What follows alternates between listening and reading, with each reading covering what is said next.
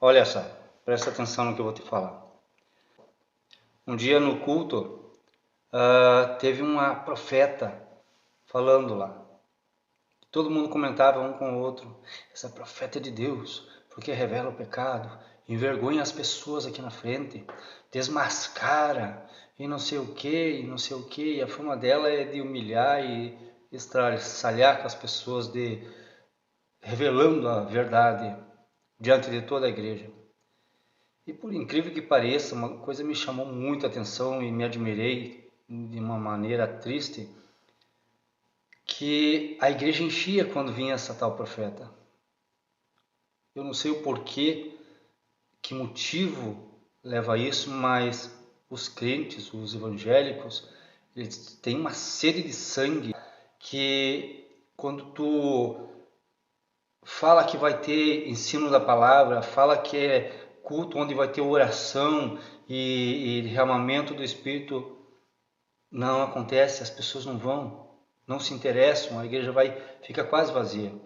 Quando tu fala que vai ter revelação de bênção, de não sei o que, enche a igreja. Quando fala que a profeta ou o profeta revela o futuro, revela o CPF, revela, sabe, essas coisas absurdas que não influenciam em nada para a glória de Deus.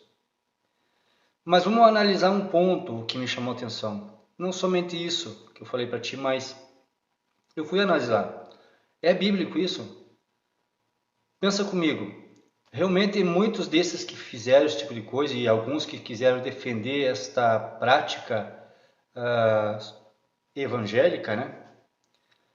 E a justificação, a palavra que me deram, que me falaram muitas vezes, é que está na Bíblia. Que Jesus desmascarava e fazia o escarcéu, que os profetas de Deus antes de Jesus Cristo desmascaravam, faziam o escarcéu, denunciava diante de todo mundo. Bom, vamos analisar então a Bíblia. Jesus Cristo realmente ele denunciava, ele falava firmemente com os antigos pastores, não era pastores, era rabinos, né? Porque Jesus, o cristianismo veio através de Jesus. Antes de Jesus era o judaísmo. Então os líderes dos judeus, os rabinos, os mestres, então esses eram que cuidavam das igrejas. E Jesus Cristo, quando essas pessoas, de forma hipócrita, tentando arrumar a engendração contra Jesus, tentando pegar Jesus com as palavras, tentando destruir, até mesmo matar Jesus, Jesus falava firme: hipócritas, filhos de serpente. Mas para eles, para quem se disfarçava de crente e não era crente, para quem era ruim e realmente chegava a um ponto de destruir com a vida de uma pessoa. Pessoas más. Os profetas também, antigamente, tem que levar muito em conta o ambiente que estiveram, a situação que tiveram. Hoje, não estou dizendo que o profeta não denuncia, mas não é desse jeito que é feito. A Bíblia fala que, no livro de Ezequiel, fala que o profeta, quando vê alguém, o Senhor chama ele por profeta, Ezequiel. E diz: e se tu vê alguém, o teu irmão, pecando, indo para o caminho errado, você não avisar ele, ele vai morrer no erro dele. E o sangue dele eu vou cobrar da tua mão. Daí o Senhor disse assim ainda para ele, o Ezequiel: mas se você vê o teu irmão indo para o caminho mau e você for lá e avisá-lo, e conseguir tirar ele do caminho errado e ele não errar, você ganha a alma dele. Mas se ele continuar no erro, ele morre no erro. Mas o sangue não vai ser cobrado da tua mão. E isso fala que é para agirmos de uma forma assim, a puxá-lo para o lado, conversar com o irmão, aconselhar. Isso se refere a aconselhar. Não expor publicamente, destruir com a moral, com a vida daquela pessoa, chamando isso como obra de Deus. Isso se chama carnalidade. Isso se chama obra da carne. Então, quando um profeta aparece na igreja e começa a dizer, revelando e denunciando o irmão que fez isso, que fez aquilo, eu não dou crédito. Porque é ser promovido com o sangue. dos outros, é ser promovido com a destruição de um ministério, destruição de uma família, destruição de uma pessoa. Como eu vi um caso de um pastor denunciando, segundo ele, revelando uma fulana de tal que fez feitiço assim, que fez... E a mulher fala, é a minha vizinha. E daí promovem briga entre vizinhos, entre pessoas que ela podia estar salvando, pregando o evangelho, quem sabe talvez até orando. Como também um outro veio revelar que o marido estava traindo ela com a fulana de tal, e a mulher em loco no meio da igreja querendo bater no marido. Não tem cabimento, não tem coerência com a palavra. Não está em conformidade com a palavra. A Bíblia fala que é para você puxar o teu irmão para o lado. É aconselhar, avisá-lo. Um dia eu fui testado nisso aí. Porque no começo do meu ministério eu acreditei nisso. Porque era o movimento daquela época.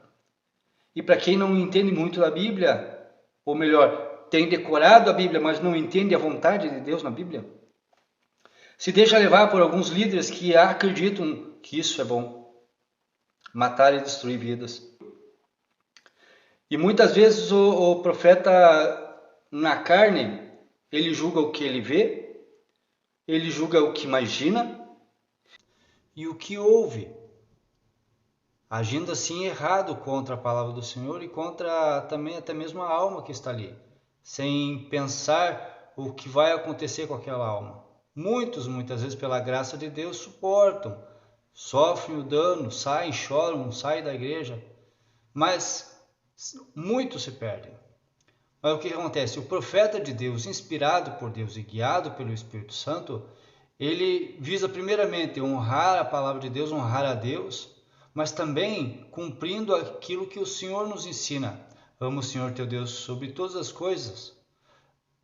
Ame a Deus de todo o teu coração e também o teu próximo como a ti mesmo.